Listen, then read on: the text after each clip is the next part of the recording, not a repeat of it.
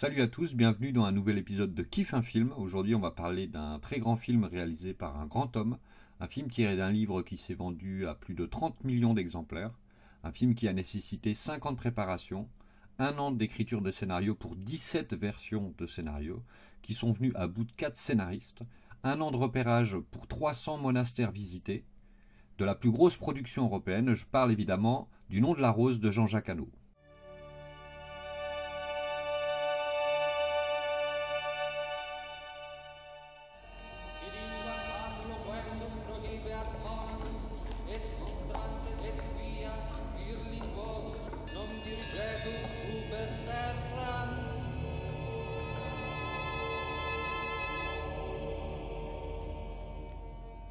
Alors, le nom de la rose est une expression du Moyen-Âge qui signifie le pouvoir du langage. Tout commence quand Jean-Jacques Hano, passionné du Moyen-Âge, tombe sur le livre d'Umberto Eco et le lit avant même qu'il soit édité. Alors, qui est Umberto Eco? Alors, il faut savoir que Umberto Eco est un simple professeur d'esthétisme qui enseigne à l'université de Turin. Le mec est passionné du Moyen-Âge. En 1982, il pond un ouvrage destiné à une élite intellectuelle passionnée eux aussi du Moyen-Âge et amoureux du polar gothique savant. Le mec pond 550 pages là-dessus quand même. L'éditeur Grasset tombe sur l'ouvrage et décide de le publier. Ça fait un carton, 30 millions de livres vendus et traduits dans 24 langues. Un vrai best-seller.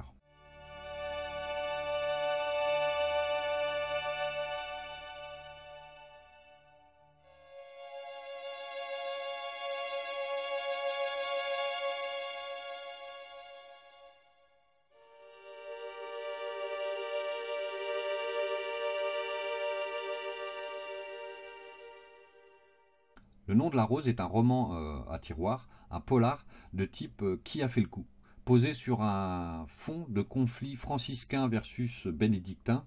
Je reviendrai là-dessus parce que c'est vraiment intéressant. C'est une vraie référence à Sherlock Holmes, d'où le nom du personnage principal, Guillaume de Baskerville. Alors en 1983, Jean-Jacques Hano arrive à convaincre Umberto Eco qu'il est l'homme de la situation pour adapter cinématographiquement le roman. Il contacte le producteur Alexandre Mouchkine qui rejette le projet et trouve la tâche trop colossale et considère que Jean-Jacques Hano est fou, c'est un malade. C'est un gueudin le mec. Il deviendra à la fin producteur du film en fait. Alors la vraie question, et la première, c'est est-ce que Umberto Eco doit participer à l'écriture du script? Il faut savoir que un scénario s'adapte d'un roman et nécessite des transformations. Quand un romancier écrit ou décrit dans une page qu'un vieil homme s'assoit sur une chaise, le réalisateur, lui, va devoir décrire visuellement quel genre de chaise, quelle chaise on faisait à cette époque. Est-ce que le vieil homme est chauve? Est-ce qu'il est barbu? Est-ce qu'il a un pagne? Est-ce qu'il a des sandales? Donc c'est pas le même mécanisme, mais un vrai boulot de réadaptation, c'est du travail. C'est pour ça que le scénario a nécessité presque 2 ans de réécriture pour 17 versions. Le challenge, c'est qu'il fallait que Umberto Eco valide à tout prix le scénario.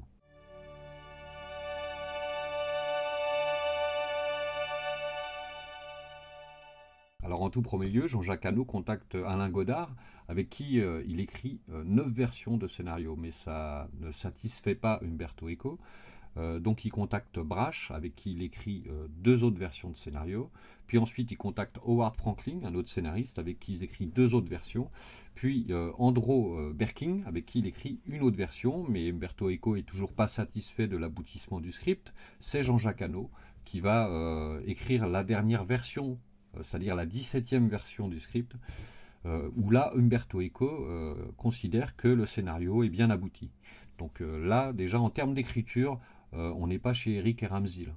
Sachant que le film va coûter très cher, Jean-Jacques Hano fait la tournée des grandes productions en allant de Paris, Rome, Los Angeles, Tokyo. Essayer de trouver des producteurs assez fous pour mettre de l'argent dans ce projet. Et c'est Gérard Lebovici qui va produire le film, mais malheureusement on le retrouve dans un parking, assassiné, 4 balles dans la nuque. Donc on ne sait pas ce qui s'est passé, les assassins n'ont jamais été identifiés. C'est Alexandre Mouchkine qui va hériter du projet et va le revendre à des Allemands, des distributeurs qui cherchent des films à produire puisqu'ils sont distributeurs. Donc illico presto, Jean-Jacques Hano va déménager à Munich où il va s'installer dans un appartement juste à côté de la production. Il va rester 1 an et demi. De 1983 à 85, Jean-Jacques Hano va s'entourer de spécialistes, des spécialistes du Moyen-Âge, des spécialistes en costumes, des spécialistes en mobilier, des spécialistes en couleurs, des spécialistes en vie religieuse, des spécialistes en ordonnancement de la vie en monastère, c'est quand même un truc ça. Ce qui fait que le simple manuscrit dans le film a été fait à la main par des artisans, jusqu'à la simple lampe à huile.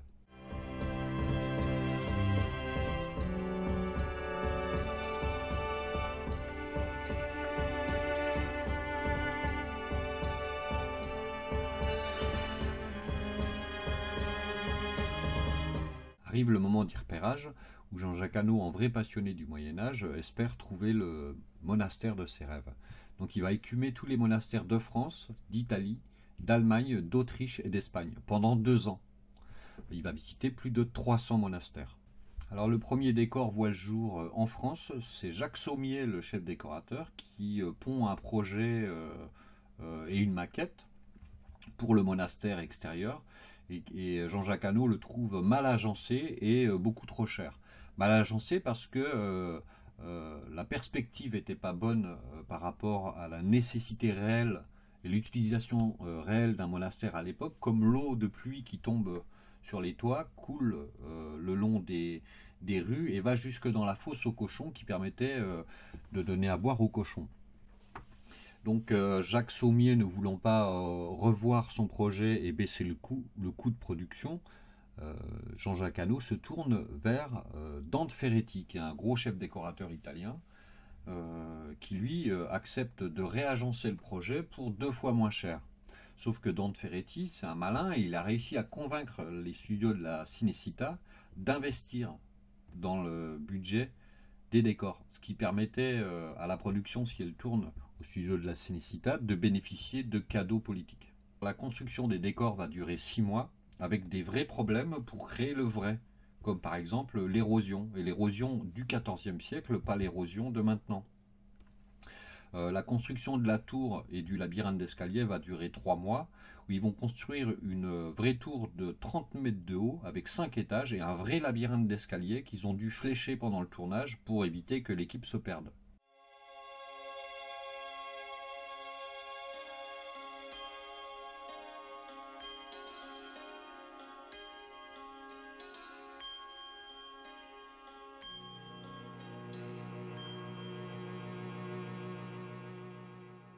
Qui imaginerait quelqu'un d'autre que Sean Connery dans le rôle de Guillaume de Baskerville? À la base, Jean-Jacques Hano ne voulait pas de célébrité. Il voulait quelqu'un de pas cher et de pas chiant. Puis l'idée d'une célébrité pour vendre le film a fait son chemin. Donc il contacte des vedettes, des stars comme Paul Newman, Marlon Brando, Robert De Niro, Jack Nicholson, et même Yves Montand a été contacté.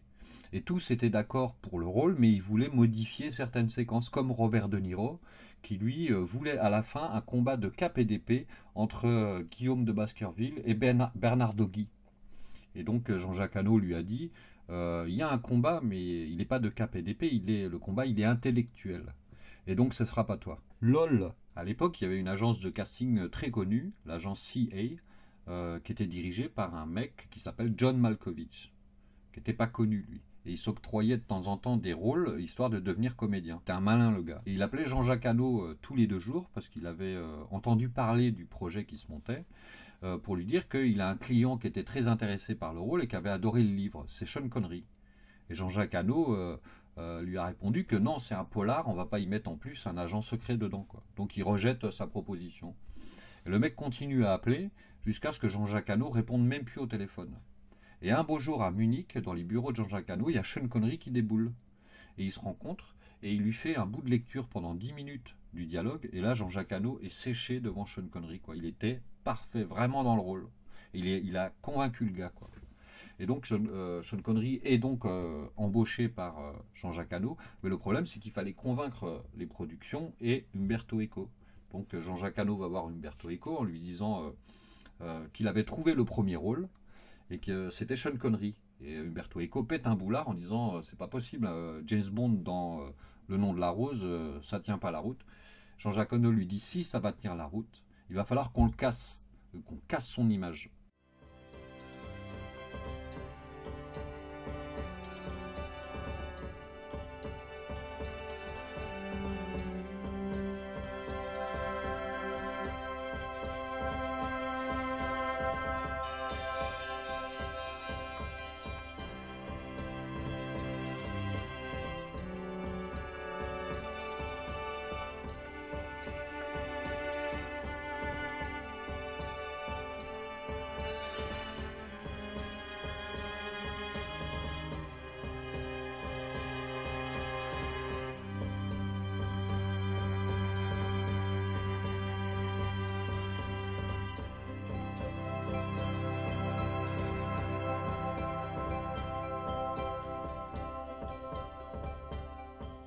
Ce qu'il faut savoir, c'est que Jean-Jacques Hano était sous contrat à la Columbia et que la Columbia coproduisait le film, mais que la Columbia ne voulait pas d'un acteur démodé.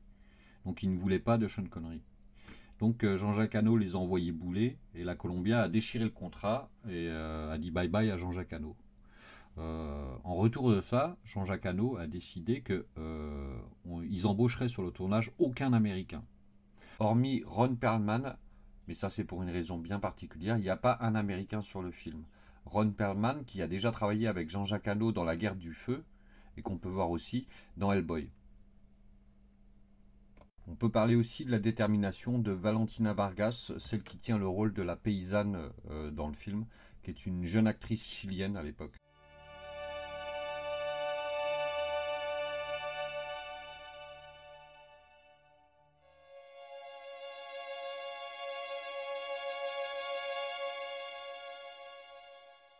Elle n'avait jamais vu quelque chose comme ça. Elle avait jamais vu un être si pur en face d'elle. Peut-être qu'elle n'avait pas besoin de manger de la nourriture, mais elle avait besoin de manger d'autres choses. Oui, c'est un petit animal.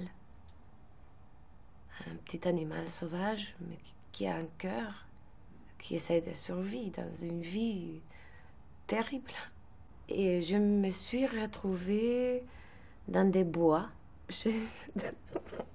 J'étais même dans mon pays.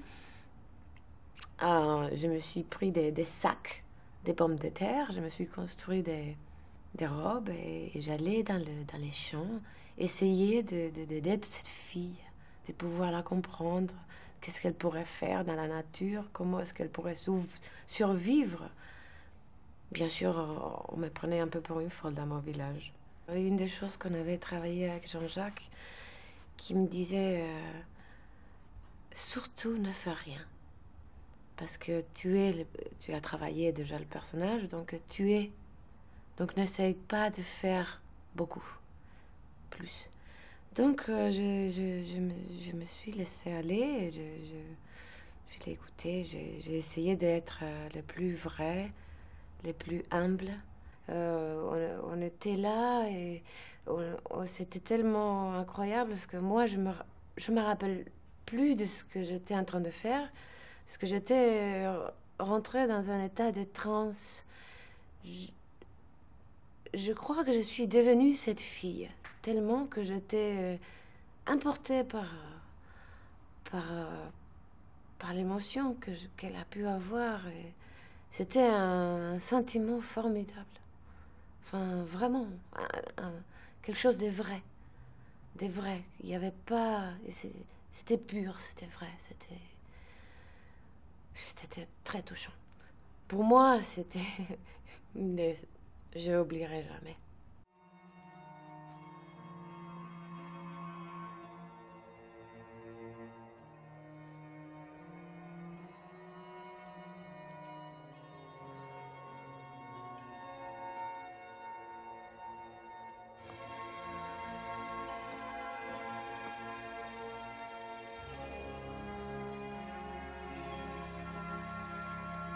Je vais quand même faire une parenthèse sur le scénario sous-jacent de l'histoire, parce que ça vaut le coup, sur la culture et le savoir qui est interdit, sur la vérité et l'information qui est cachée au peuple, et sur le discours des dangers du rire, parce que le rire fédère et il est un danger pour les pouvoirs.